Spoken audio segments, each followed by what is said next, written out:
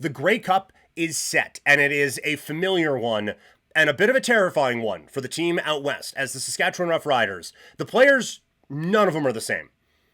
Still some demons that they'll be looking to exercise in Winnipeg on Grey Cup Sunday as they take on a Montreal Alouettes franchise that haunted them in Grey Cups past before. Now, a very fun matchup gets us into the championship game as the team that was the number one team in the Canadian Football League all season long, basically, takes on one that probably had a pretty compelling case if they would have stayed healthy. It is the Alouettes and the Roughriders in the Grey Cup. How did they get here? Let's break down Division Final Weekend.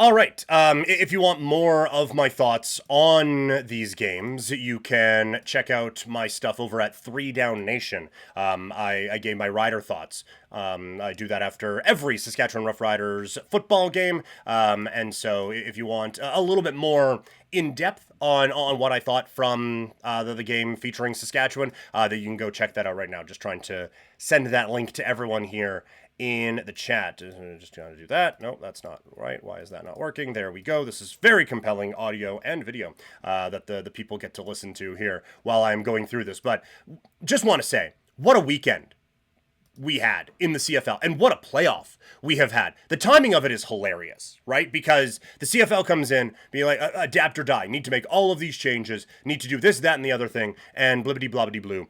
So we're making all of these changes. And then they have an all-time great playoff to kind of send some of these rules off. Now the big changes are coming 2 years from now, obviously.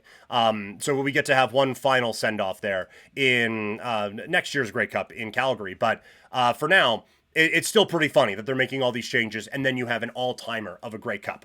For those watching live, Kick, Twitch, and YouTube, just shared the link to the story there in the chat if you want more of my Rider thoughts. But just a couple of them here. Have to start with Saskatchewan. What a drive at the end of the game by Trevor Harris to pick up a victory and send this team to the championship. BC's defense backed off, 3-man route didn't work, all of that. Still had to get the job done. And Trevor Harris, it was, I called it in the 3 Down story, it was the quintessential Trevor Harris drive. And they've been really good in kind of the 2-minute offense for Saskatchewan this season of just like picking it up and putting them down, moving the ball up the field, getting some points at the end of halves and at the end of games. And this is where Harris shines. Read, react, attack. And he did that spectacularly. Samuel Emelis, huge that he comes back and has 9 catches in the West Final, including a couple good ones to get that drive going. AJ Ouellette was fantastic on the ground in this game. Huge shout out to the offensive line. Gave him a shout out in the 3 Down story. They were great in kind of getting the lanes ready for AJ Ouellette and getting everything good for him to go. And then the big catches at the end. Myers sets it up, and Tommy Neild, very well discussed touchdown, but he gets the touchdown at the end. Just quickly on that front, I was not able to watch the game live. Was doing play-by-play for a couple of really good games for Ambrose basketball this weekend out here in Calgary, but I was able to avoid every spoiler, which was nuts, because I watched the game very early on Sunday morning, and I'm watching it and just like kind of skipping through, and the touchdown happens, and I'm losing my mind. And then there's the review, and they show the one angle where you're right down the goal line. The goal post does get in the way a little bit, which is funny. And then you see it, and Neil looks like he's got possession and rolls into the end zone, and then we lose it for a little bit. But it's like, okay, touchdown. And so I fast-forwarded through the rest of the review, and then they come back, yeah, it's a touchdown. Didn't think another word of it. Didn't consider it again for a second. Yeah, touchdown Tommy Neild. Riders are going to the Grey Cup. And then I saw the story last night about how the BC Lions are basically protesting this game. And how is there not, that was obviously not a touchdown. And then you see some of the pictures and, oh boy, that's a little closer than I thought it was. It is inconclusive because of how blurry that very far camera angle is. And I mean, like, cameras are really good.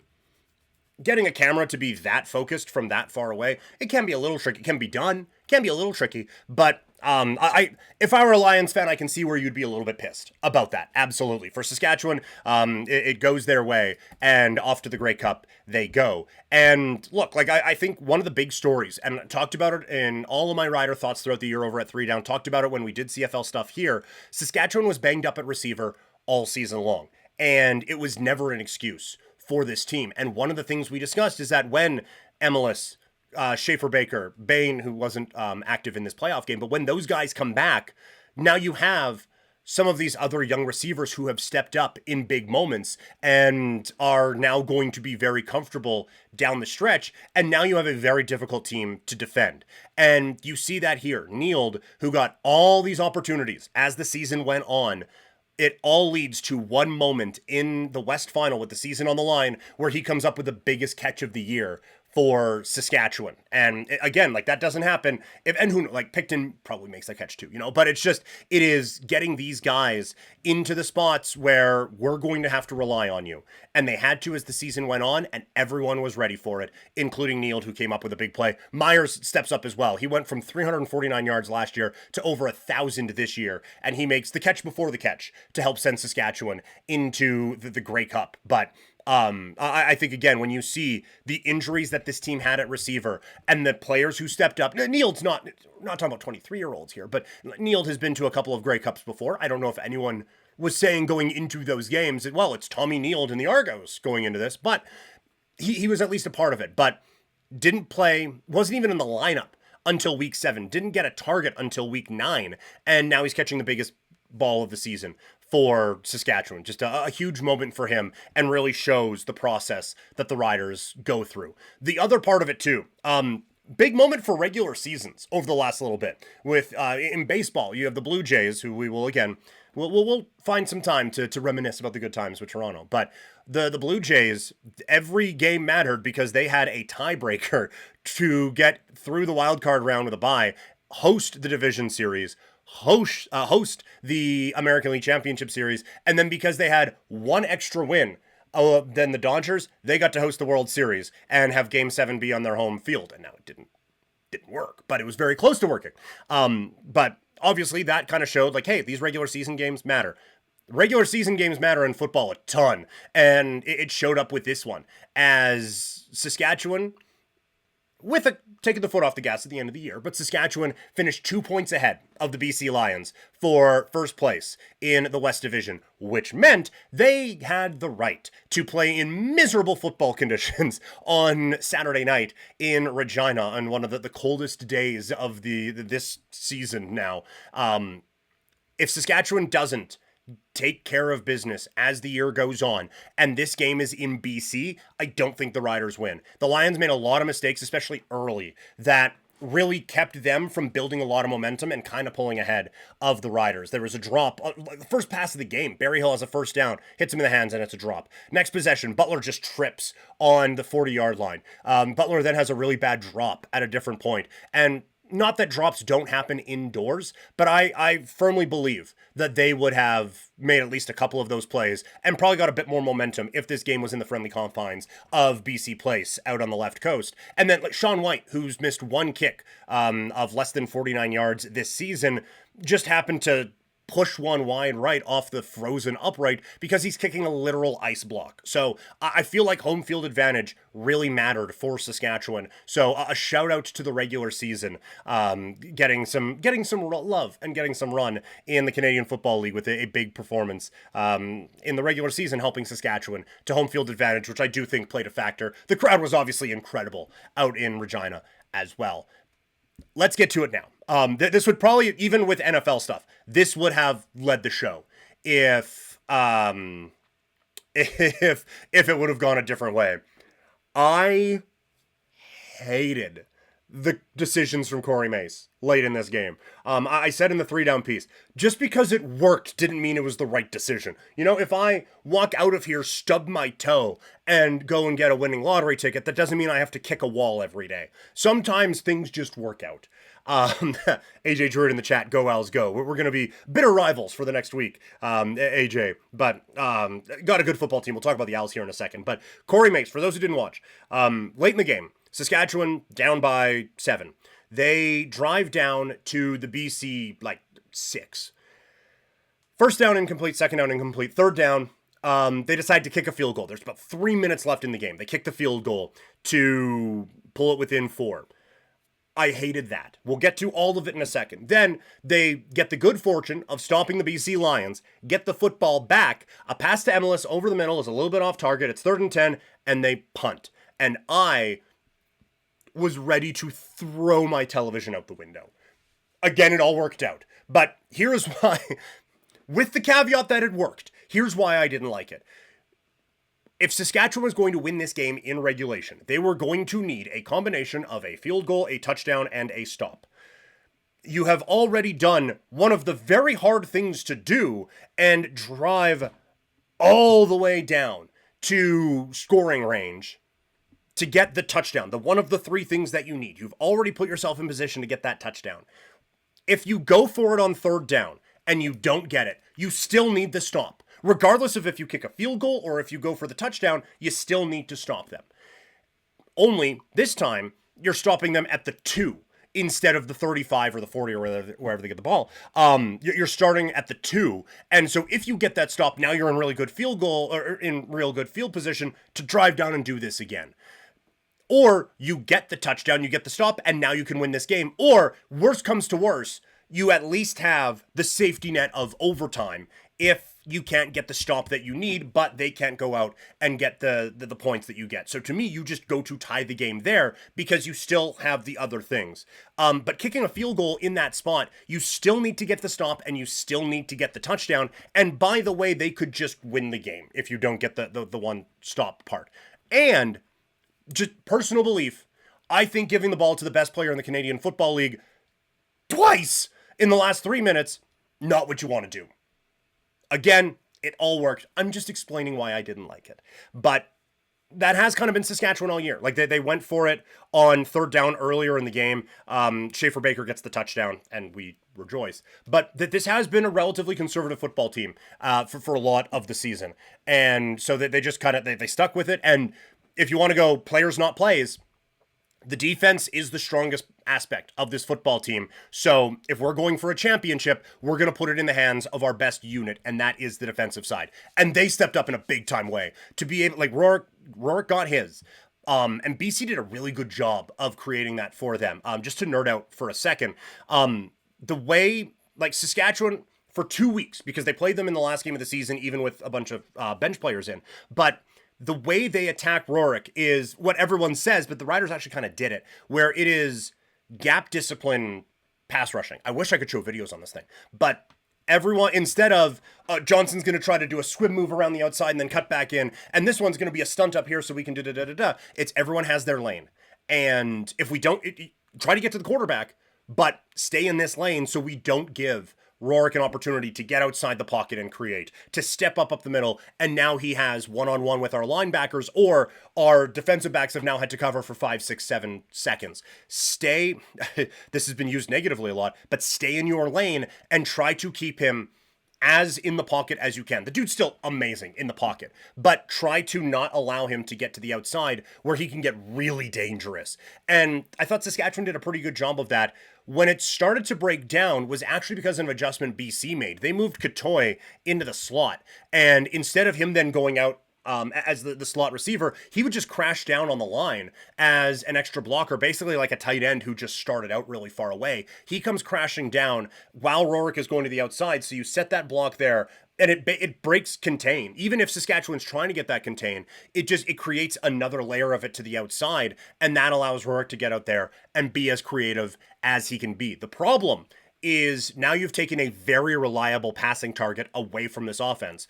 Hatcher's really good. McInnes is really good. But Katoy is that big body guy who you can throw to on 2nd and 8, and he can just carry a defensive back for a first down. And to take him out of that because you are, very smartly, but because you are blocking, it took away a passing option for them and didn't allow BC to have as many weapons when they were trying to put this game away late. So I just thought a very interesting chess match. A hell of a football game and so much fun to watch on Saturday night, or for me, on Sunday morning. And AJ Druid, only your TV, primetime PK. Yeah, no, I'm not going to go down and throw my neighbors out the window. He also would be very surprised that I'm upset about the football game that finished 12 hours before. If I just walked down, kicked the door, and but yeah, no, I'm sure some other people were enjoying things quite greatly with that. On the Alouettes side, they are now back in the Grey Cup with the young quarterback. Probably. Davis Alexander comes up limping again in this game. He said there's no way you're keeping him out of the Grey Cup. I would tend to believe him. But how much does he have in the tank? Because again, this is a relentless Saskatchewan pass rush with Johnson, with Rose. We'll see about the status of Shane Ray. I thought his absence was kind of felt in that game because he is one of the better pursuit guys they have in pass rush. Not that anyone can chase down Rorick or a healthy Alexander, but you can at least put the fear of God on him. Baldonado is good. He just doesn't do it in that same way. But this is a very good pass rush that would be able to tee off on a one-legged quarterback, regardless of the talent level of that human being. So obviously, this is a gigantic talking point heading into the week. How much does Davis Alexander have in the tank with that leg, and how worse could it get if as the game rolls on? AJ Druid in the Twitch chat, I say he's 95%. I would tend to probably agree. I would probably go more 85%, but now it's just semantics. It's enough that there will be, I think, a noticeable limp on some plays, but I don't think it's going to be enough that he's going to be a one-legged man in an ass-kicking contest. But that'll be to start the game. How much, when Saskatchewan pass rush is coming at him, how much does he roam around in the first three quarters and try to get away from it? Or is he just kind of more of a pocket passer? And if he is roaming around, how much does that affect the leg going forward? So it's going to be very, very interesting to see what they have there. He was their number one rusher in that East final against Hamilton. I thought Stevie Scott was going to have more of a role to play in that game. I had him, I'm pretty sure I picked him as an over in the best bets. Now, he still hit it because the line was pretty low, but I thought that the running backs would play a bit more of a role. Tice was more in the passing game as it went on, but him running is a very big part of things. So we will see how it goes. If he's fully healthy, and for Saskatchewan, you have to prepare as if he is. And as a fan, I hope he is, because I enjoy watching the dude play, even though it'll be against the team I root for and cover. I would much rather he's good, because we did that in 07 with Saskatchewan beating now Ottawa Redblacks head coach Ryan Dinwiddie in a game that was never competitive. We don't want that. We want a good football game coming up on Sunday. But I think the big story here, and one of the ones that can get overshadowed a bit because of the high octane offense that they can have with Philpott and guys like Stearns and Alexander and all of that, this defense is really good. Bo Levi Mitchell, 269 yards, a touchdown, and a pick. Bo, the leader in passing as the season goes on. And for this defense to be able to limit them in this game and get those stops that they needed, 19-16 to get the victory off to the East Final. This defense is so well coached. We hear every week, Noel Thorpe, he designs his coverages really, really effectively. And he hides his blitzes very effectively. So I am very curious to see what this chess match is against a good Rider offensive line and against a veteran quarterback who has seen it all. Can you give him something he hasn't seen before and maybe force a turnover or two? I think it's going to be a heck of a matchup. I cannot wait for this football game on Sunday. I think that this is going to be, I think it's going to be a really, really great game. We've had a fantastic playoff so far. I think it's going to be very good with, again, these two defenses, these two offenses, just so much going into this one. I do want to just give one more hat tip to the fallen teams now, as we will focus on Saskatchewan against Montreal as the week goes on. But this has to be devastating for Hamilton. Home field in the East Final.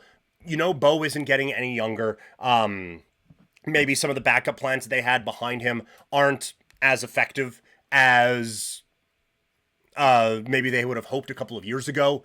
This felt like a very good opportunity, but it also kind of felt like an opportunity that they had because of some vulnerabilities in the East, with Alexander being hurt for so much of the season. It allows Hamilton to get home field advantage in the East Final. Toronto, down and out after getting picked apart in free agency and Chad Kelly missing the entire season.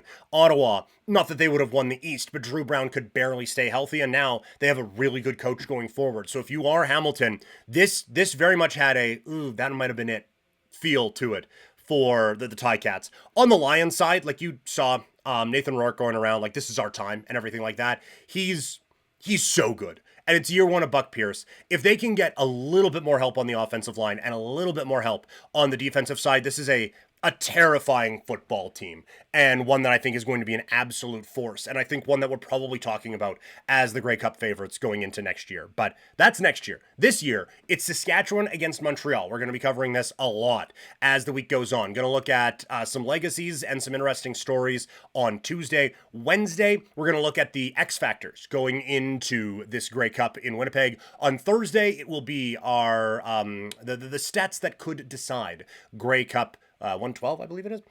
Friday, going to be our official preview, our official breakdown of the game. On Saturday, going to look at some of the fun little props and everything like that. And then Sunday, going to have a full big mega preview and some daily fantasy picks at the end of it as a bit of a bonus for everyone. So CFL coverage throughout the week on the podcast for the live stream. The streams are only going to be Monday, Tuesday, Wednesday this week, but all of that is going to be happening on those. So make sure you check all of that out. It's going to be a lot of fun. I can't wait for these games coming up here on the weekend. If you can't wait for Couch Potato Diary, you can catch us live on these streams multiple times on the weeks that we actually do them. But if you can wait and just want to bring Couch Potato Diary with you wherever you go, you can check it out in podcast form on Spotify, Apple Podcasts, or wherever you get your pods. Let's move now to the world of the National Hockey League. Oh, sorry, AJ Druid, getting in the way of a little bit there. You didn't miss a whole lot of the breakdown, just talking about the teams that fell